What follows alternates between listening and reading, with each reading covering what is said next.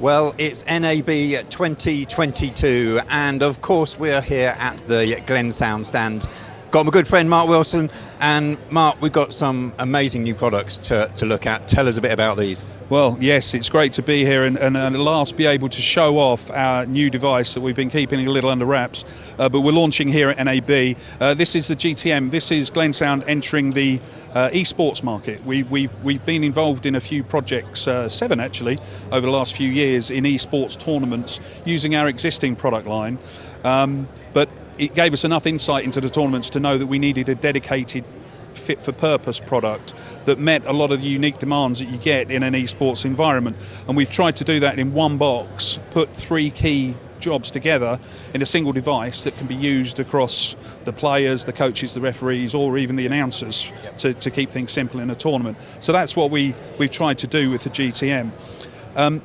It's very simple in its look because obviously the gamer will be using this, but there's an awful lot happening behind the scenes. If we start on the top panel, the pots on the top, these are just the inputs to the headphones. So these are the headphone channels. The game, the team mix, and me, their own voice. So they're the 3 pots. Most importantly, the game has multiple options for getting into the headphones to keep flexibility for different tournaments on different devices, PlayStations, Xboxes, PCs, whatever it might be. So on the back, you can see we have multiple sources available to us for the game audio, which can be selected on the back. This can be locked out so that it's accessible only from the software. Where we've got a stereo mini jack, 3.5mm jack for game audio, we can do it on an SP diff.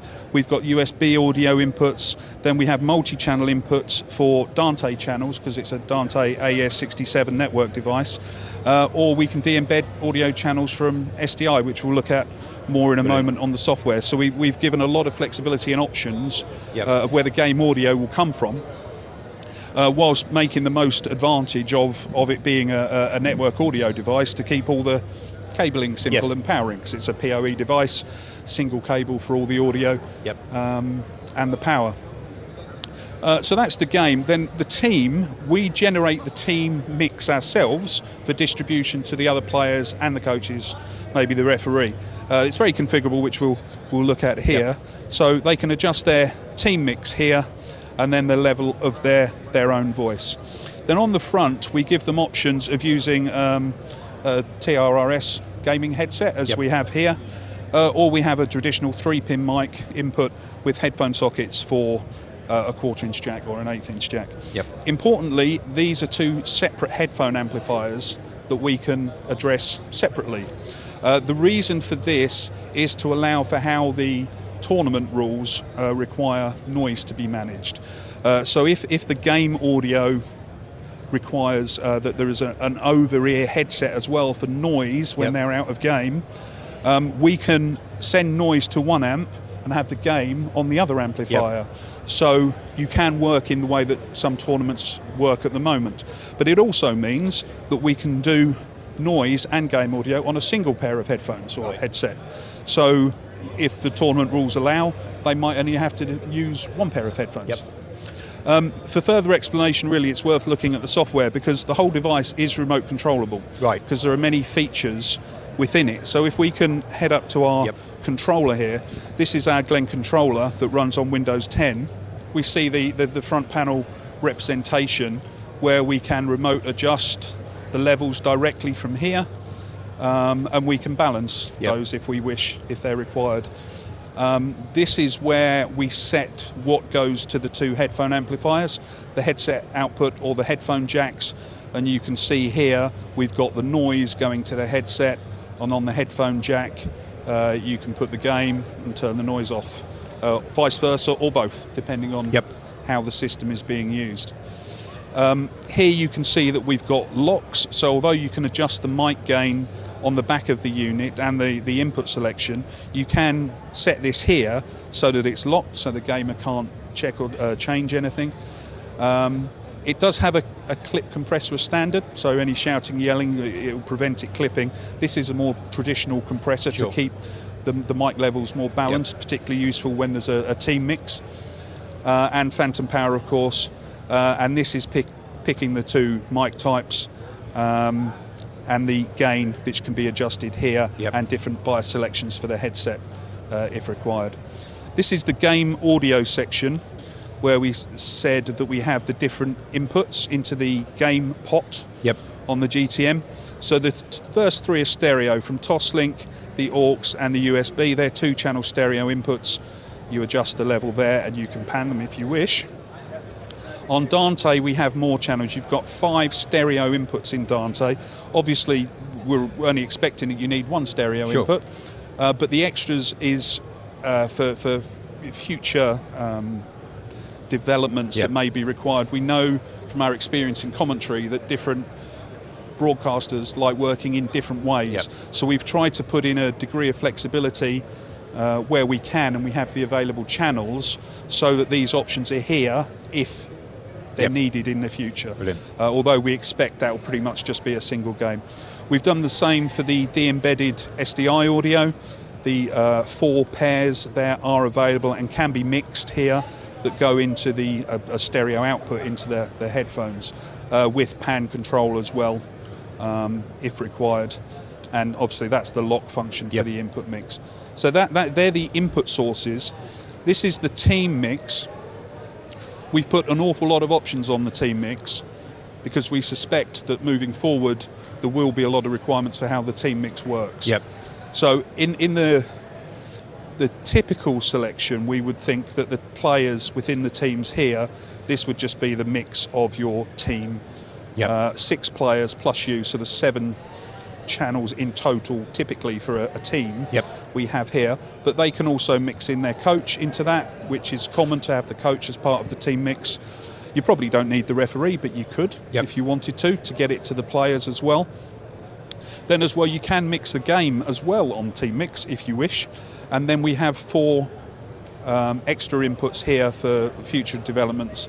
And this, of course, is just a mixer. You are creating the mix here that goes to the team mix pot on the Gotcha. GTM. Yep. So you can see it's fairly comprehensive in terms of creating the mix. The 2 buttons at the moment, they're on and off buttons that work in different ways: momentary, latching, cough, always on, always Yep. off, and one can mute the other. So Right. if you want a talk back, you can have it mute the main output channel Yep. if you're using it as a talk back. But the way these work will depend a lot upon the role of the GTM. Yes. Because we can set the role here, which affects the parameters of how the device works. So for example, if this is a coach box and this is set up as if this is a referee box, the top panel button here actually becomes the button that activates the noise to all of the gamers. Understood. That's a specific function if the device is designated as a referee. Yep. This can also set the colour of the device. So for example, if we're a player, the team IDs here, you can have it so that Team 1, all the GTMs go red. Yep. Team 2, all the GTMs are blue, for Yep. example. So there are different functions on a cosmetic level Yep. that are affected as well. So here you just set the team up to 7 teams and the player number that they are within that team. And obviously these can all be locked out as well. Brilliant. That currently is the control and configuration Yep. that you have. The only part I haven't mentioned on the back of the unit is we also have assignable GPIOs. Oh, yes. On the next revision of the software, because we're just doing this now, the hardware's done for these GPIOs, but it means you have interfacing. If you need to turn the mic or the talkback on remotely, you will be able to. If you need to take the signalling out that a talkback or the mic button Yep. has pressed, you'll be able to take that out Yep. to another device. So we have that interfaced. The control for the GPIs will be on Glen Controller, so they can be defined Yep. as to exactly what they're doing. Brilliant. So that's the GTM, and although it's the official launch for this here Yep. today, before we'd even officially launched that, because we'd spoken to a few companies about what was coming, because we've been involved in the tournaments, we'd already had a request for a customization of it, Right. which is this unit here, the GTM SI, Yep. for a system integrator version. This is effectively the same as the standard GTM, Yep. The main difference is that it doesn't have any top panel controls. So this is for any tournaments where they don't want the gamers to be able to touch or control anything themselves. This can sit under the desk or on a floor, and it just does the interfacing and the mixing exactly as the same GTM without the top panel controls. Gotcha. And all the mixing adjustments you would just all do via the software. So this is our GTM. We've been getting great receptions to it before the show, before we've particularly started talking about it. We've been nominated for the Product of the Year, which is great, and we're really looking forward to the feedback that we're going to get at NAB. Brilliant. Mark, it's an amazing device you've created here. Specifically exciting, I find. So as you say, first time we've seen this. Obviously you've had interest already from companies you've approached. If anybody wants to find out some more information about this, and obviously your range of products, but I suspect there's going to be a lot of contact reference to this, how can they get hold of you guys? Well, it's our first foray into esports, so we have put an esports category on our website now. Brilliant. Where the information, PDF sheets, etc. is all there.